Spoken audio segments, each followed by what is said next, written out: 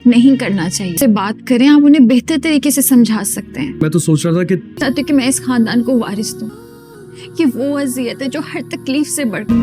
आखिर हमारे माशरे के मर्द तो बहुत गैरतमंद होते हैं, इज्जतदार होते हैं, अनापरस्त होते हैं। अब कभी माफी नहीं मिलेगी। तुमसे कैसे चालबाज ड्रामे के अपकमिंग एपिसोड में अब आप लोग देखने जा रहे हैं कि अब अनाया जो कि अपनी हमाकतों से शादी के बाद भी बाज आने वाली नहीं है, क्योंकि अब रूहान को तो पता चल ही जाएगा कि अब अनाया इस शादी से बिल्कुल भी राज़ी नहीं थी और ये ज़बरदस्ती रिश्ता जोड़ा गया है।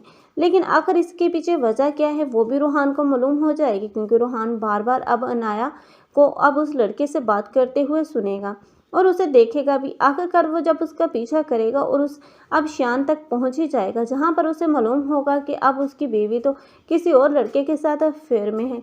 तब वो घर में आकर अब अपने भाइयों को ये सारे मामलात बताने की कोशिश करेगा, लेकिन आखिरकार यही ऐसा होगी जो कि बड़ी ही अपनी चालाकबाजियों से पूरे का पूरा इल्ज़ाम अब इस ईशल पर लगा देगी। घुमा फिरा कर अब वो इस ईशल को ही कसूरवार साबित करेगी, जिसके बाद अब आशिर होगा जो कि अब इस ईशल को अपने घर से और अपनी ज़िंदगी से निकाल बाहर करेगा, क्योंकि ये अनाया जो कि तब मुकर जाएगी और यही बोलेगी कि आखिर उसका उसके साथ कोई अफेयर नहीं है, बल्कि वो तो ईशल की वजह से अब उसके पास गई थी।